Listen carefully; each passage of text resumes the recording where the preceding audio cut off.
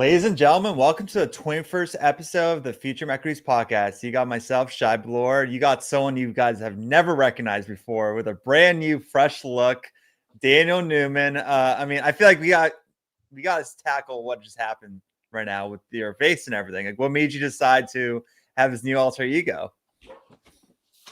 This is AI, man.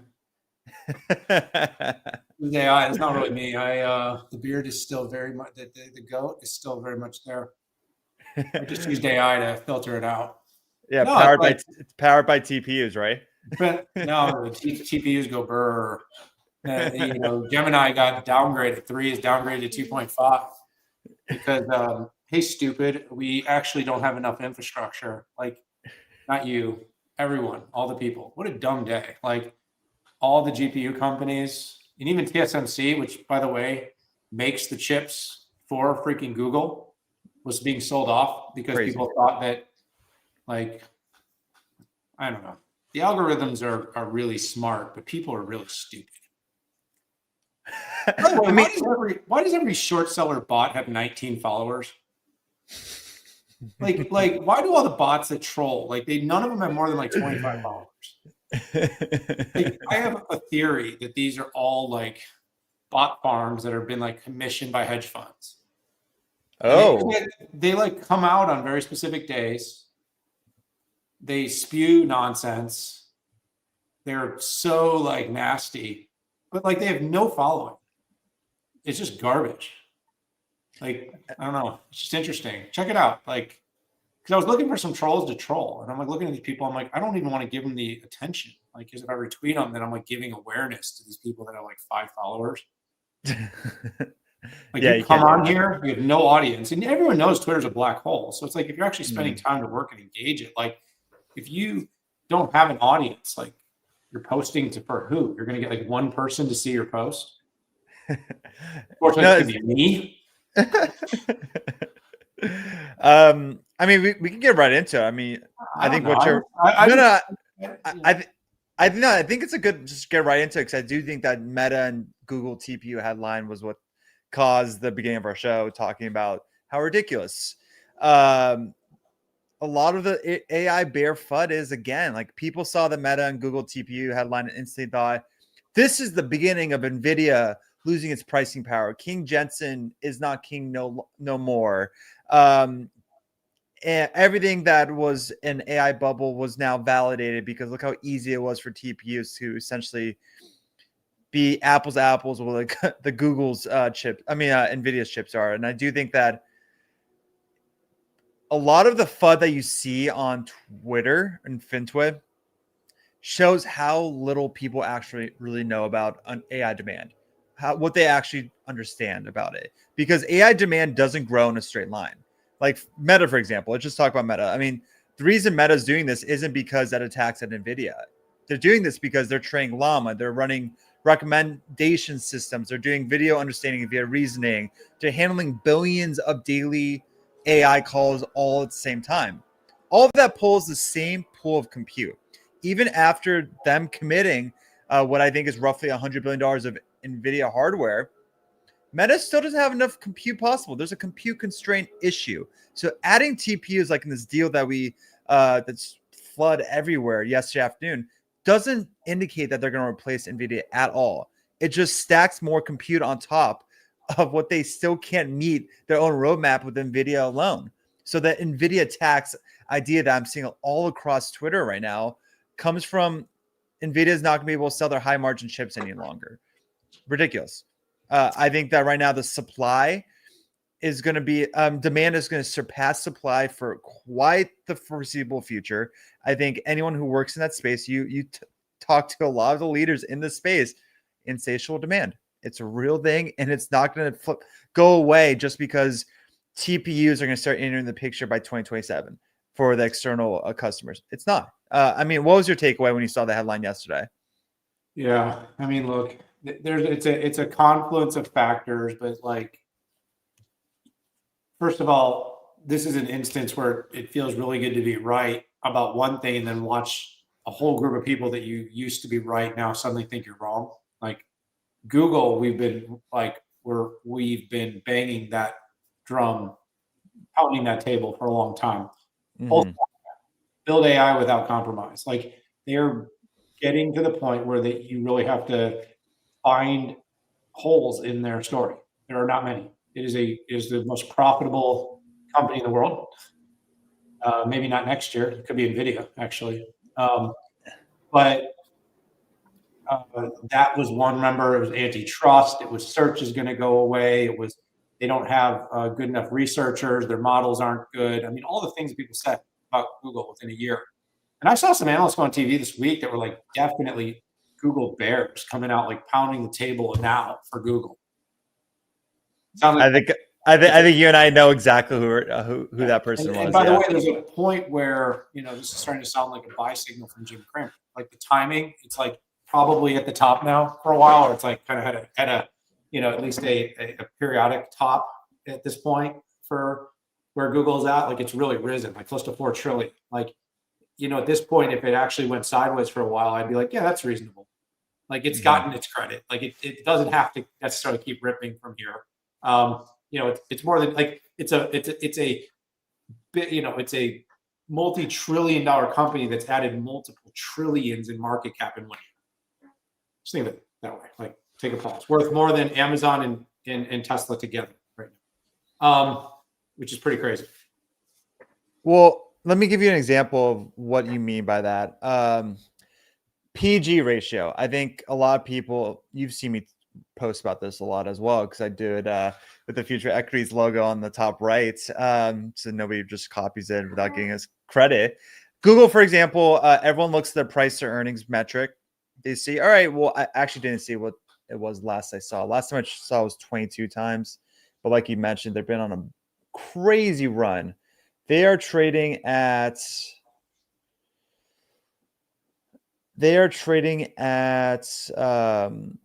wow, they are trading at 30 times earnings now. All right, so fairly valued in my opinion if you just look at the earnings multiple. So people are like, all right, well, it's at an insane run. It's fairly valued right now. Let me look elsewhere. But I actually think it's got a premium now associated with that, and I'll tell you why. Trading at 30 times earnings. If you guys don't know what the PG ratio is, PG is essentially they compare the earnings multiple, like I just said, Google's 30 times earnings, to its expected earnings CAGR over the next 3 years. So what their actual earnings growth. Price earnings growth. Exactly. So that's Peter Lynch's favorite metric. I love to use it as well. Right now, Google's trading at 30 times earnings. Their PG number is at 2.7. Anything above a 2.0 is typically danger zone. So the reason for that is they are not capped. Their earnings growth for the next 3 years, I'm looking at it right now, it's the mid-teens, if that. It's the low teens most likely. So that's the issue with the big tech right now a bit, where a lot of the earnings, their margins are getting compressed due to this investment that we want to see in CapEx, but they're not going to be able to pull that lever anytime soon because I don't want them as a shareholder. I mean, listen, guys, like, what do you want them to do with their money that they're printing every quarter? You don't want it to sitting in an account, doing buybacks, all that financial engineering to make it look more profitable for shareholders. You want them to invest in the future, which is great, but you need to ask yourself, what's the fair valuation? Is there risk reward right now? Right now, for Google, I think Dano and I probably can agree it's justified now. Finally, it got re-rated. Before, it was undervalued, did not deserve to be. They were going to be a top 5 company in the world. Now they're fairly valued because guess what? They're the 3rd most valuable company in the world. But to say that they're undervalued is delusional because right now it is got a premium tag associated with it. So when you hear Daniel and myself talk about Google right now, we could be bullish, but we're not advocating that we think it's a great opportunity to get into the stock right now. Right now, I don't think it is. Just based on the PG ratio alone, maybe the demand for their TPUs is just going to explode due to AI workloads, and AI demand is just going to be through the roof and the valuation will compress. That could be the case, but right now I don't see that many opportunities in Google, which is great because it got re-rated, well deserved. But come on, Nvidia going down 7% this morning when their PG ratio is a 1.0, and all the bearish arguments on Nvidia is their gross margins might go from 75% to 72% in 3 years. come on. Like, that's just absolutely ridiculous. It's marginal. And I think a lot of people are underestimating the second and third leg of the AI economy, which is physical and autonomy. That's going to be massive tailwind for NVIDIA. And you're going to need a lot of training chips for that. I mean, what's your takeaway when you instantly saw NVIDIA down? The elephant in the room. I mean, guess who's back? Burry's back. I mean, like the guy's got a platform to start his Substack. He's like double, tripling down on his weird. So it's a weird move too, to become an influencer. And yeah, he's going all in on being an influencer now. He really must either have a lot at stake or feel really strongly that he's got something. And like, first of all, just interesting to just go through your entire life, just seeing the evil in the world all the time. Like, Don't get me wrong, you can make money on it. He's done well. Like, he doesn't have to do well again. He made a ton of money. So like, credit too. But like, just everything is to him as well. Like, it's like if you are a hammer, and then everything looks like a nail. He's a hammer. Everything's short to him. Like, there's nothing that's good. I mean, his entire thesis and worldview is built on finding what's broken. Now, again, the big bet. I mean, housing was a huge bet, and sadly, like I said, remember that part of the Big Short where Brad Pitt like kind of yells at the two young guys on their short, and he says, what happens if this is correct? Like, people lose their homes, people lose their cars, people lose their life savings. Like, why I hate about banking is everything gets reduced to numbers. And it's like, you're going to get rich. And if you do, it's at the back of a lot of losses for a lot of other people. If this is true, if this is all about, because this is construction jobs, this is concrete companies, this is turbine companies building, this is, all the rare earth companies, this is shipping and container companies, like all this stuff. These are jobs. These are people digging ditches and putting in wires and cable and copper and working in mills. And like, wanting the world to fail is such a wildly crazy place to live your life. Anyways, having said that, like, where in the supply, I mean, look in the supply chain. That's all I'm gonna say. Everything. At first it was compute was constrained. We don't have enough chips, right? Right now, GPUs and TPUs we don't have enough compute that these models can't keep up with just this moderate, unpopular usage of free stuff that everyone jokes about, right? The free stuff is creating so much demand for compute. It's literally breaking. The TPUs right now cannot support the amount of demand that Gemini 3 has. Okay, that's fact. So we don't have enough build. Like, so the idea that like we are overbuilding, like whatever, we barely started using this stuff and we can't keep up with it. The second thing is like, go down the list, like memory, guess what? They're not building any more fabs. Like, there's no more memory capacity. Right now, from what I understand, is memory sold out through 2026 and into 2027. If you don't have a long-term agreement, you will not be able to get NAND flash, like the kind of memories you need, especially NAND and DRAM for to build AI compute or even PCs.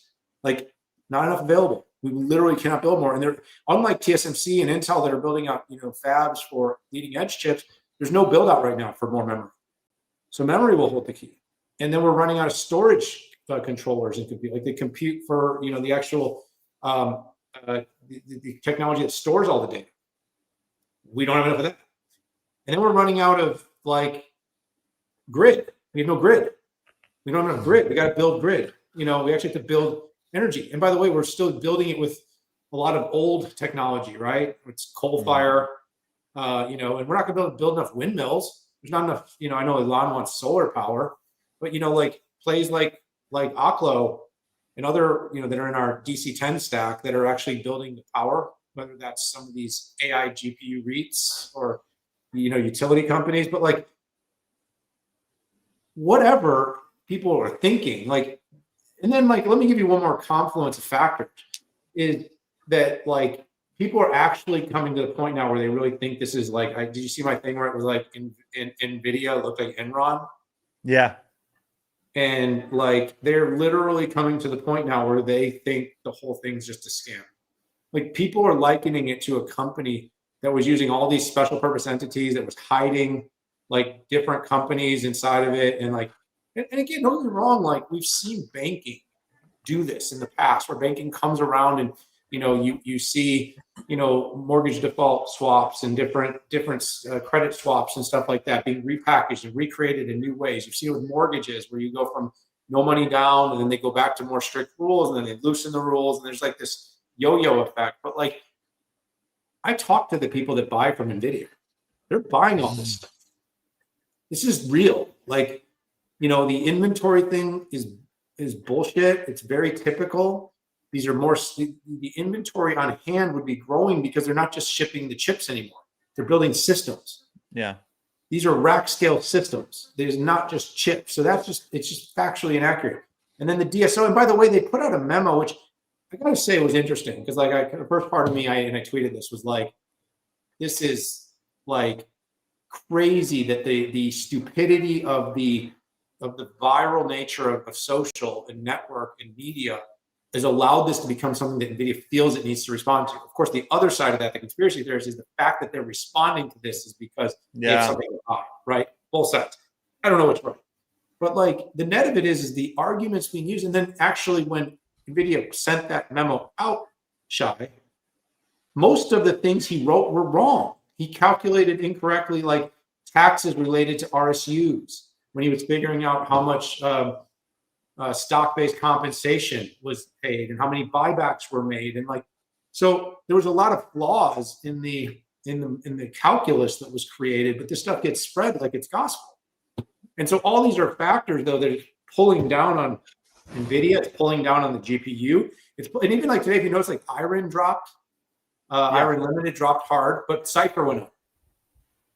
You know why? Because one is buying more compute and one is just building more of the energy rails, right? Exactly. And yeah. so everybody that's buying compute, so CoreWeave down, NBIS down, IREN down, anyone that's buying the actual GPUs from NVIDIA was dropping today, while any company that was basically in the Google supply chain, Broadcom, CIFR, of course, Google itself, some of the, all rose. So it was really interesting because last thing I'm going to say, I know I've been droning on for a minute here, zero-sum stupidity. Zero-sum stupidity. Like we've become so stupid and so incapable of actually seeing that there's two sides. And it's like we're so tribal and so defensive. It's like being the fan of a sports team. It's like we can't like two teams. It's like, yes, you can, stupid. You can like two teams and you can make money on two teams. They're not even in the same league. They're playing a different sport.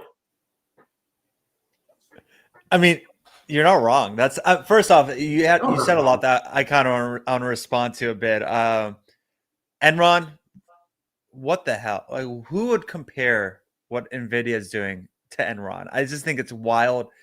It makes me feel like there's a lot of lost or delusional people trying to fill a gap of pain from missing this rally that the market's been on the past couple of years. They viewed everything with a value investor lens, and they just saw a lot of people who live in their parents' basement just outperform them 3-4x, and they're professionals. Maybe that's the reason. I don't know.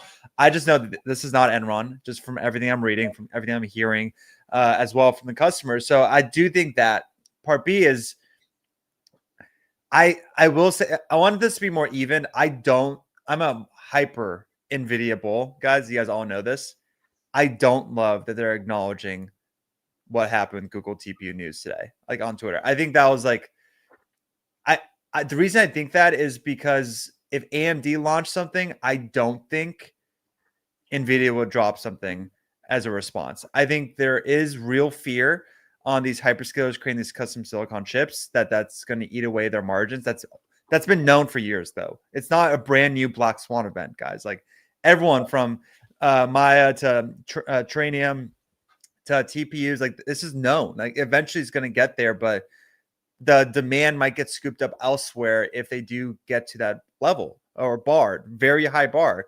TPUs are at that very high bar, but jury's still out if it's the same kind of quality, because guess what? NVIDIA's chips works for everyone. Google's chips, great for Gemini, great for internal use. I don't really know the story externally as much. I think it's just fine, but in the inference era we're about to enter, just fine is good enough. Like you don't need the top-notch quality. Like Daniel and I have been saying this for the whole podcast. Training, you need top-notch. Inference, is good enough. and it's just due to the quantity factor of it. So I do think there is somewhat of fear that a narrative might take hold on Nvidia that's going to cause people to think they're more cyclical than they actually are, where I don't think they're cyclical. Like Daniel mentioned, they're a full stack ecosystem now. They don't just sell chips. But if the narrative gets out of hand, like it's done the past week, all of a sudden that Google's success is at the Nvidia's demise, that's crazy to me. But I get why they have to get ahead of that, because that combined with Burry, that combined with Peter Thiel exiting, SoftBank exiting, it could create some kind of perfect storm narrative. But you're going to find out in a couple months again, the party's really strong for Nvidia. But I think there is some fear that the TPU is going to control that narrative and they had to get ahead of it. I don't think they will have done the same thing with AMD. I mean, what are your thoughts on that? Well, yeah, I mean, like I said, addressing Burry himself, it's like weirdly defensive. And it's one of those things that, I mean, you know, you probably can personally relate even on like an attack sometimes, like when someone will attack your thesis. And it's like, you know, what do you always say? Like, just don't read the replies, right? But like when you know you're right and you like wanted to come out and be like, True. I want to defend myself, and you like are 100% confident that you've got nothing, you know. But then again, the alternative is we've seen enough in history, like Bill Clinton, I did not have sexual relations. like, you know, hey, Monica, are you sure?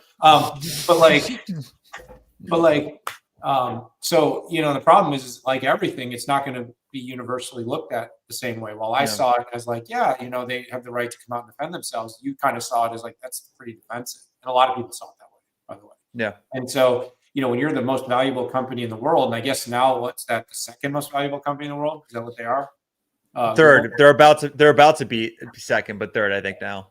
Okay. But the point is like on your tail, that might be a little different than a company that's got 1/10 your market cap, you know, and has, you know, when you had 94%, you know, like I said, I've been banging the drum for a while about custom AI chips. Like people argued with me the whole way up. Like, you know, I mean, I'm not going to do my victory laps any more than this, but like I've been saying the whole time that XPUs and custom chips will grow faster than GPUs at some point, but it's from a smaller base.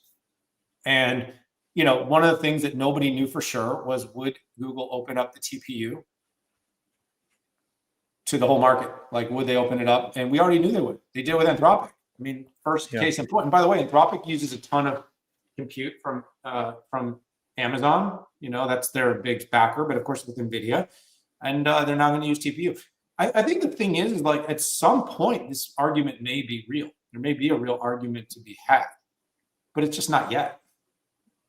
You know, like I'm looking at $1 trillion of AI infrastructure. I'm thinking maybe 25 or 30% of it will be custom chips by the end of the decade. 300 billion. And so you got 600, maybe 700 billion that will go to kind of merchant silicon, which is like mostly Nvidia. And the rest is probably AMD. And that's why, like I keep saying, like, look, AMD can be 5 times bigger and still win almost no new market share. Like, guys, we are in a super cycle. Like, this is a super cycle for technology. And in super cycles, like, people, you know, want one winner. And maybe that in the sort of spirit of everything being a bubble, and maybe some of the run-up of valuation. But again, in a bubble, like, what is Nvidia after the fall? It's trading at like 30 times forward now. Let me see. Is it even that? I think it's cheaper. Let me see. But I mean, you get my point. Is like, that doesn't feel bubbly to me. 26, 26 times forward. And that's with earnings growing at a, I think, mid 30% clip for next couple of years. So they are, Nvidia is under a 1.0 on their PG ratio for next 3 years. So good luck shorting it. I mean, what Daniel's also saying is just like, imagine if this was the year 1996, 1997, and you predicted the crash, but you got busted out so quickly because the timing was off, which I think right now, like Daniel and I believe that there probably will be some frothy bubble that's formed down the line. We don't think it's right now. Demand is too insatiable. Eventually, it's going to even it out, and by then, you're going to figure out who the real winners and losers are going to be in this AI economy. If you listen to the podcast, you'll get a better idea of who those winners and losers will be.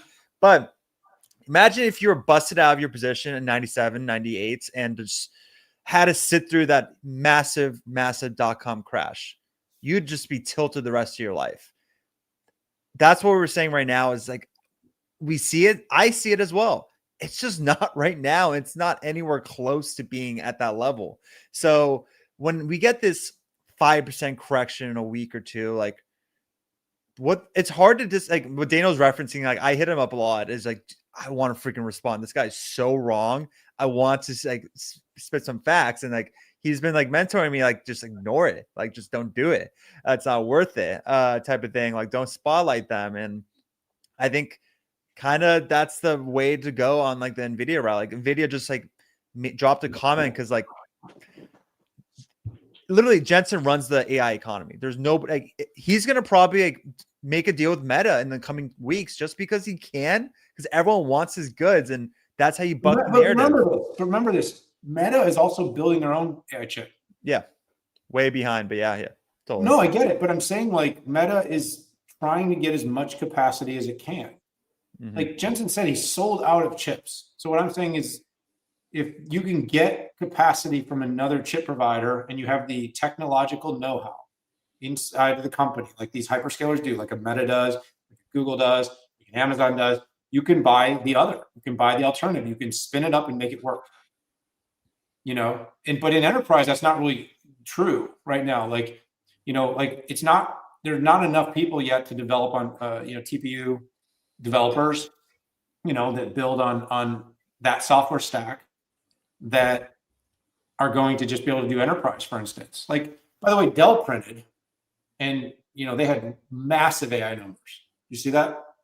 No, let me see. Look at that. We should talk about that for a minute because, like, you know, let me look at their print. Whoa, up 150% year over year AI shipment guidance. They're guiding to 25 bill, which is 150% year over year. Super Micro's lunch, they're eating it. That's crazy. I mean, what do you have to say about that, Daniel? Well, again, you know, best performing OEM, you know, has absolutely crushed it in AI chips, has been able to put the wrapper of engineering and systems building and deployment around it, and winning a lot of the tier 2 hyperscalers, deals with XAI and others. And I mean, these numbers are massive. I mean, and my point though is this is all NVIDIA. This is all NVIDIA. This is not going to one of this 25 billion of orders that the shipments that they're talking about, none of them are going to those 4 big customers. They're not building for the hyperscalers. These are building for tier 2s. They're building for enterprises. They're building for other companies that are using NVIDIA. So this must be some of the customers that supposedly don't exist. I mean, Dell is a good pre-read on how things are going in the AI economy. A lot of people don't really talk about them, but they're just like, a lot of the OGs know about Dell's space. But I do have a question for you, Daniel, though, because I've been looking into why Oracle. I saw one of the comments, like what our thoughts are on Oracle. They have a PEG ratio of 1.0 for the next 3 years. I think the market isn't buying that they're able to fill the fulfillments that they're required to kind of have that earnings guidance. And I think there is somewhat of a squeamish feeling on all deals related to data centers maybe aren't as concluded as you would think if they can't actually get it financed with all this drama, whatever you want to call it. Like, why do you think Oracle, for example, is pulling back 40%? Well, first of all, every company. Hold on one second. Are we on a podcast? Sorry, guys, I got to respond to something. Anyway, every company that has been attached to OpenAI has been hit. Period. I saw this really great chart. It was actually the companies attached to Google and its recent performance, and companies attached to OpenAI and their recent performance. So all the companies that got deals with OpenAI have been hit pretty hard. You can actually see the correlation. So clearly, the market doesn't believe that OpenAI can deliver on its commitments. That's the main plot right here. And then, of course, we've got all these sort of subplots. But here's what I'll tell you. I tweeted this yesterday. Posted it. Oracle has been underestimated in the past. It's being underestimated now. It was probably being overestimated, meaning the value of its future contracts from a single customer might have been overvalued in terms of its earnings growth and the pull forward of the share price and the appreciation. Like it got frothy, right? Mm-hmm. The amount that Oracle went up on that news of its deal was parabolic, and it was unconventional for a company like Oracle. But this is still a company with a crazy robust business. Like almost 80% of its revenue is ARR. It's like very predictable and stable. It's growing incredibly quickly. It's the company of record on Stargate. It is, all in and betting big on AI in the future. And I don't think it's going to fail. I genuinely believe it'll be successful. I think it's being underestimated. Having said that, like this is the overcorrection. Like this is an example, Shy, of like overcorrection. Like it was overpriced. It ran too far, too fast with risk based on that one customer. Like I can get behind that. But the pullback should have been, maybe it was 50 or 60% of its gains. But to come all the way back and now be trading at less than it was when the business was like 1/8 the size. Yeah. Is crazy. And right now, like I said, the idea that everybody thinks OpenAI is going to fail, that's a pretty big short right there. That's a pretty big short for a company that's built a massive user base and barely started to monetize it. And like I said, the overwhelming belief that that AI equals just revenue for subscriptions to ChatGPT, and that's all the value that's in the business. It's such a short-sighted view. It's just missing so much of the data, the market, the opportunity that's going to come from agents and the future of AI workflows. I mean, we said it 2 weeks ago. There's a Sam Altman premium risk now, I think, that's associated with the data center thing. And I think that's what Oracle is kind of experiencing a bit right now, where you got to factor in that risk. And I agree it's too excessive. Like maybe I'm waiting until too long. I wanted to get under 150. I wanted it to be in the low 20s price EV to operating cash flow multiple. That's usually been the bouncing area in the past 4 years on Oracle stock, was that valuation multiple. Also, that's where the 100-week SMA is. I was like, oof, if this pain continues, like that's a pounding the table.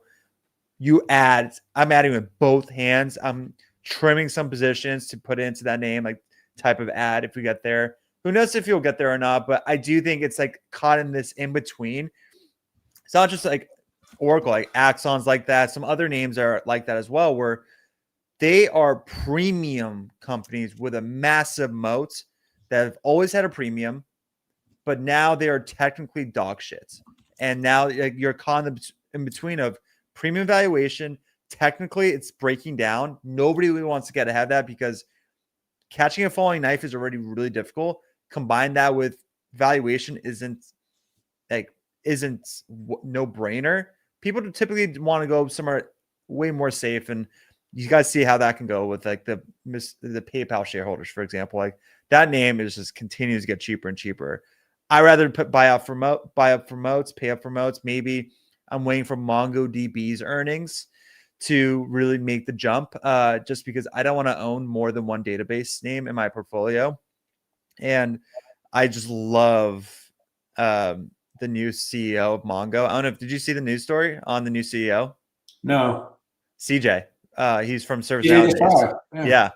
So he is the GOAT in enterprise. Like he just is a deal maker. And I'm like, oh, geez. And consumption model in AI database space with CJ running it, like I got excited. So like I'm like really excited for Mongo based on like what the potential is on that alone. I'm a little annoyed because he left Cloudflare, which is my other top 5 position, but I'm excited to see what it is. He wasn't the number one there, right? He left to be the number one. Exactly. I think this is his first time as number one. I don't want to speak for him, but I think this might be his first time being number one. Either way, I'm excited for the enterprise deal flow that's going to come Mongo's way from this.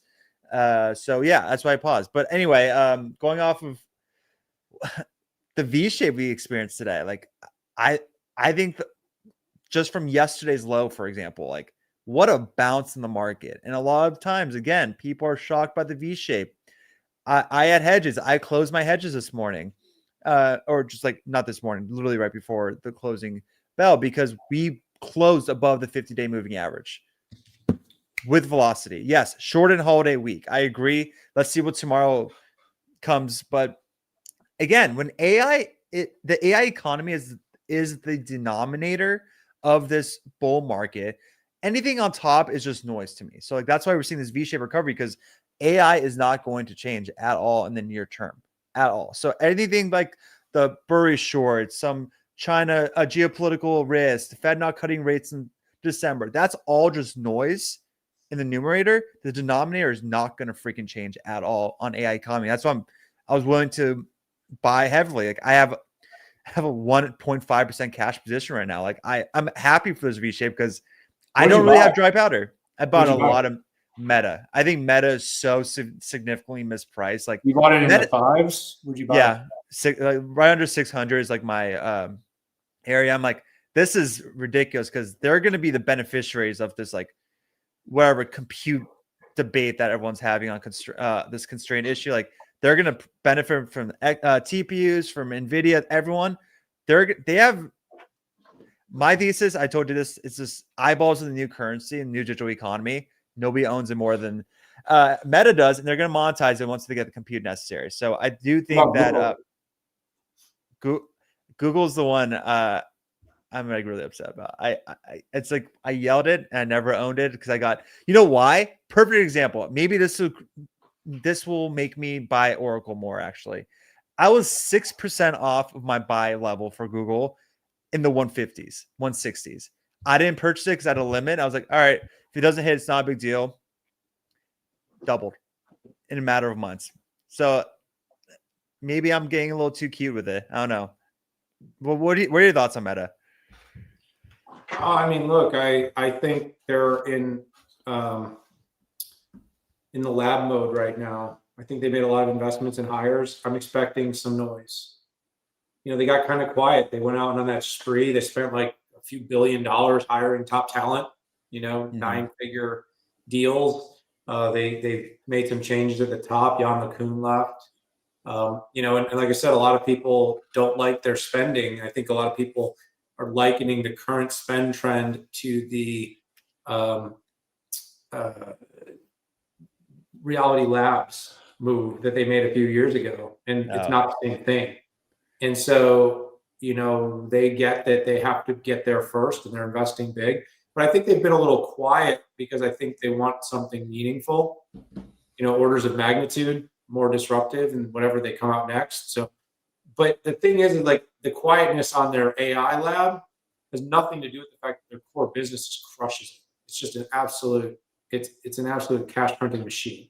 Well, do you think they're just never going to launch? Like I saw a comment right now about will Zuck launch a Gemini type app? I think they're in the same camp as Amazon. Like they don't need to really launch an app like that because their ecosystem is just, they can monetize like no other. Like why create an external app like Gemini? I also know that Zuck is one of the few CEOs that are very shareholder focused. Like he cares about the stock price, and that's something you want to see. I mean, you have Meta AI, right? Which could become more. It could be more. But they don't care to. That's the thing. That's not like they want it all to attach to their monetized business. But then they have, you know, they have Llama, which is out, you know, which the argument of open source, like Llama is one of the most promising US based open source models that exists. So, you know, that's definitely something that to watch. But I think the best thing about your Meta buy was just when you bought. Do you remember when it had like 35 days in a row that it went up?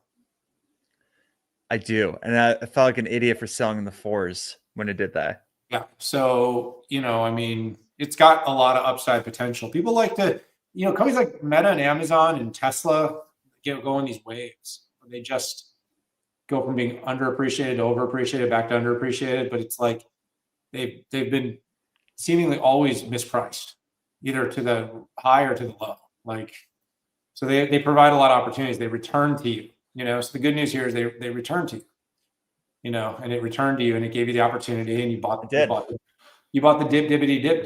you know. I didn't do like, I think I talked about most of what I did last week. You nailed a bottom of a stock this week that just had a massive move. Yeah, I did. And also part of it was like, repositioning out of growth.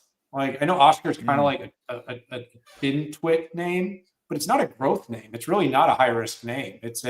You're coming from the insurance business. It's a dark horse disruptor in big insurance. Yeah. Run by a guy that really knows the business, by the way. And it was just way oversold. And what I said is, if you remember, I said it had a $0 long dated OTE call option on it, meaning basically, and that was the ACA.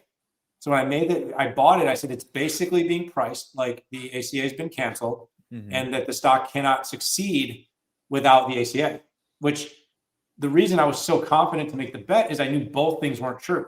One was that the ACA was not canceled. It was being negotiated. So it was a long-term, long-dated option for me. And the second thing that I knew for sure was that, by the way, someone just said that they got long via leaps and they saw my tweet. By the way, not financial advice, everybody. I'm just sharing what I'm doing. I hope you're doing well. But the second thing that I knew for sure was that it would succeed without an ACA. So like even without it, it has a business model to grow and become super successful. It has like more cash on the books than the company was valued.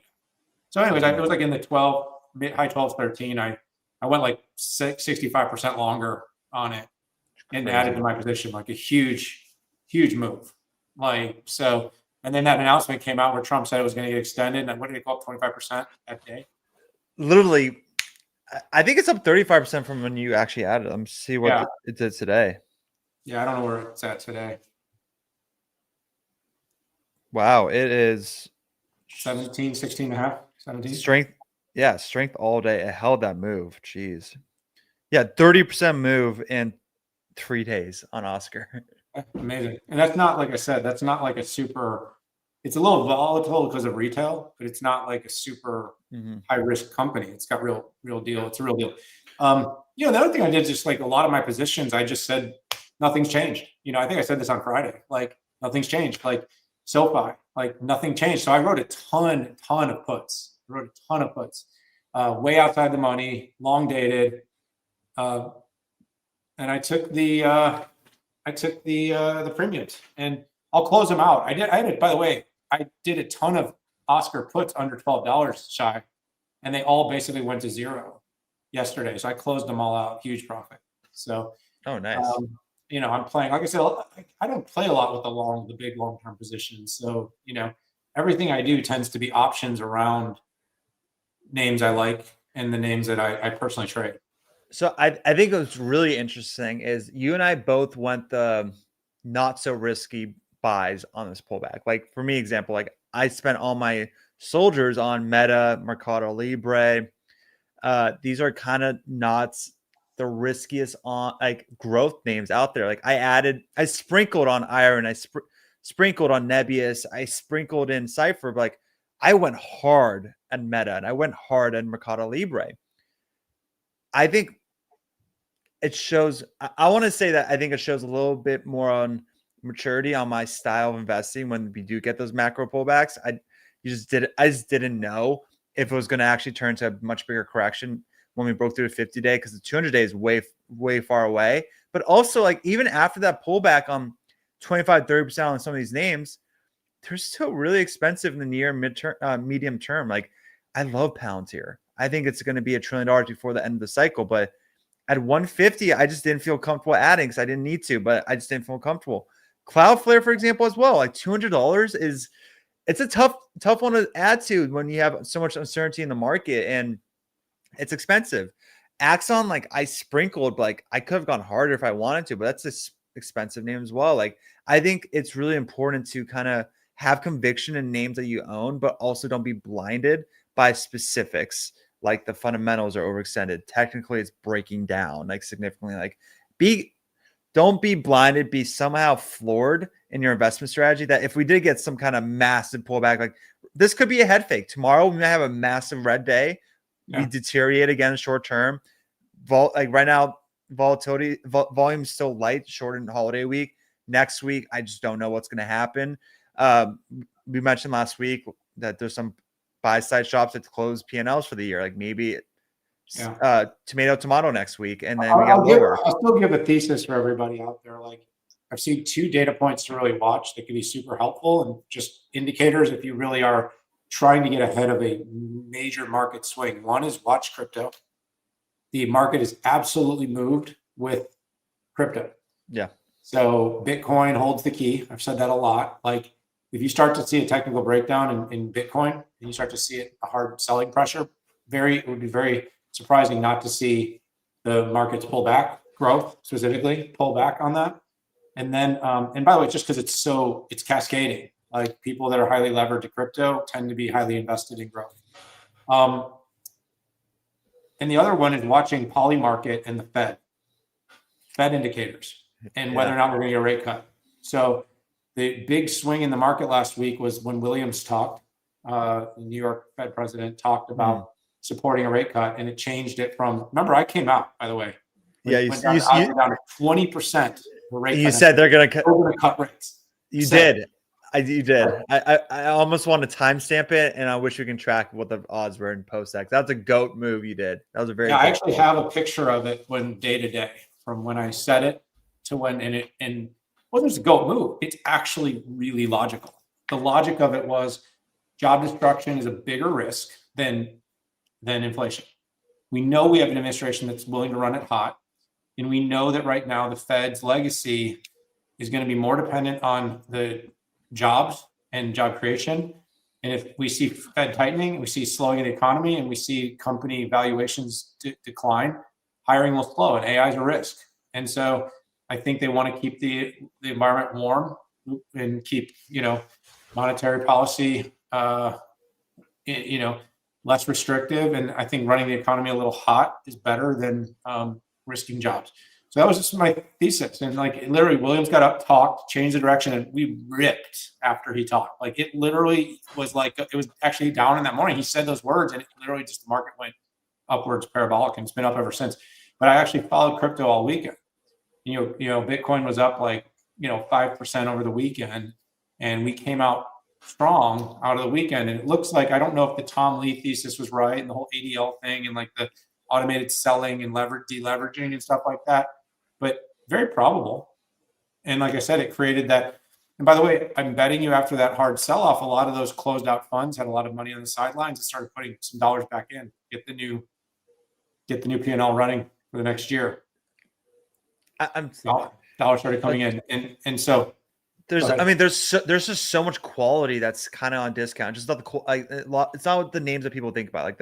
I think Meta, obviously. I think Nvidia at 175 is quality on a discount. I just do. It's crazy, but I just do. I think you don't believe that it's some sort of like Ponzi scheme, which I think any reasonable person would think that.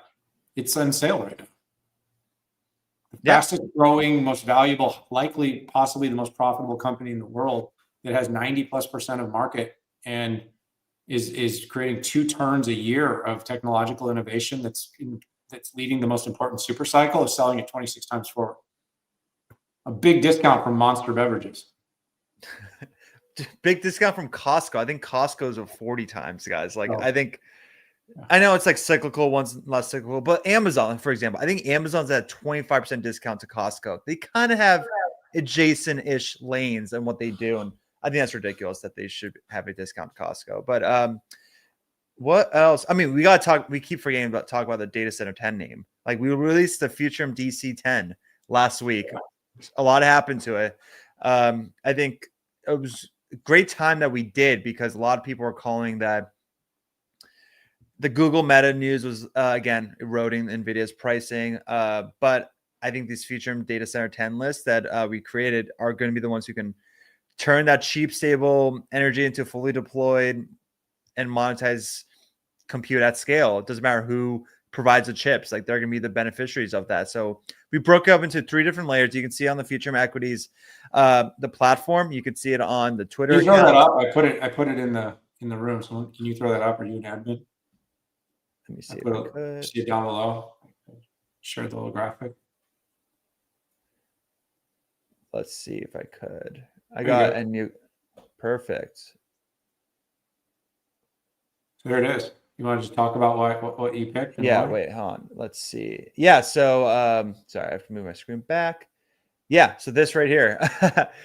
We have the AI compute layer. You guys know this as X Bitcoin turns to the AI data center, X Bitcoin miners turn to AI data center providers. CIFR, we call them the landlord of, or we GPU call this REIT. GPU REITs. I call them the landlord of this utility era. You got Nebius. I think they're building the AI utility, AI cloud for this utility era. I think they are the highest ceiling. That's my only personal perspective. I think they're the highest ceiling because of everything else they're offering, all the additional layers. You got IREN, cheapest economics in the space. And at this point, that's the biggest metric that you need to get these hyperscaler deals. We got TeraWulf. I know Daniel's a big fan of the TeraWulf name as well. And so are some of our research. Like that is a kind of a mispriced name in the space, just based on the deal flow that they have. It could be line for near-term re-rating. Don't know about the longevity of it, but this list is meant for the near term. We got the nuclear layer. Listen, like nuclear, you can do all you want with solar. Eventually, we're going to need nuclear to kind of have AI hit that max potential. You got CCJ, you got Centrus, you got OKLO. OKLO, what a pullback in OKLO. Like that's another example. They're down 50%, I think, since their local high. And I still don't feel comfortable adding them in the 80s right now when they're technically breaking down. But they have the greatest ceiling among all the SMRs out there. It is truly such a scalable business model, but it's pre-revenue. So like when it falls 50%, like what do you have to cling on? Like it's clinging on a story, and that's really difficult when it's technically breaking down. Then you also have the power. I mean, power to me is the new bottleneck in the immediate for 2026. You heard it. Every CEO on this earnings cycle was talking about power. From across the board in hyperscalers. Yeah. So Constellation obviously is going to be king of that space. You got EOS Energy. That's a great zinc battery solution that's really got a high ceiling and got great deal flow. You got Vistra. So these 10 names we believe that we're confident in for this re-rating in 2026 on the bottleneck issue that these data centers are experiencing. That's not going to go away anytime soon. And I'm curious. I got a lot of comments on my posts on, is there an ETF that has all these together? I think that's a great idea. That's something that maybe we need to connect on. There's ETFs out there for power. There's ETFs out there for nuclear. I just don't think there's a raw signal one that has all the alpha for this theme. Maybe there will be next year, and maybe Futurum will be part of it. Who knows? But what's your thoughts on this, Dana, when you saw this Futurum DC? I mean, obviously, you run the ship at Futurum Equities.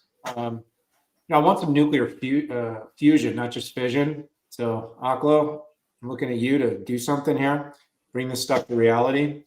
But look, I'm the names in the AI compute. I don't own Nebius. We do advise Nebius. We do some work with them. I actually own the others. I am longer and longer on the. I like CIFR a lot because I kind of worry about the attempts for these companies to all become AI compute providers, meaning that I like the landlord part of it. I'm nervous about it, but I still think they're great businesses. And by the way, when I say things like that, it doesn't mean I don't think there's upside. It just means like higher floor. That's all you're saying. Literally higher floor. I just have a little bit of a discipline in terms of the fact, like, I don't know. Like, look, I actually think there's a window where it's all hands on deck. I've said this for a while. Like, everything that can be built will get consumed. There's a reasonableness about it, though. Like, these hyperscalers do have the discipline to build their own data centers and build them the way they want them. Okay? That's the reality. So in the short term, when they can't do that fast enough, they will use these other companies as an outlet and they will consume, and it will be great business. If supply and demand ever find, a balance, you just have to know that like these companies, like Google's in the business of building data centers. So is Microsoft. So is, Amazon. Like they're going to do it themselves if they can. Now, again, so is it 5 years of insatiable demand? Is it 10 years? But if not, then these companies that are sort of excess capacity enablers, they'll have to find more ways to diversify and add value. No, I agree. I think what you're referencing is capitalizing on the moment. Who knows how long that moment will be? But CIFR, as the landlord, is kind of the safest hand, I'd say, among that space because of the they're not trying to do more than they set out to do, which is just being the landlord. Everything else is trying to potentially become their own version of their hyperscaler via NBIS. They're doing a lot more, and IREN is just they're doing a lot, and they should be because their economics are proven worthwhile. But we'll see. There's some risk associated with it. But we are at the end of the hour. We actually kind of over, and we got some hard stops. Thanks. Happy Thanksgiving. This is the 20. We did a little earlier episode in the week because we want to get to everybody right before the week. And tomorrow, I'm guessing, is going to be pretty quiet, pretty low volume. Does the market close early tomorrow? No, Friday. Only Friday. It's closed Friday and Thursday, right? No, it's closed Thursday, half day Friday. Oh, Friday's a half day? Yeah.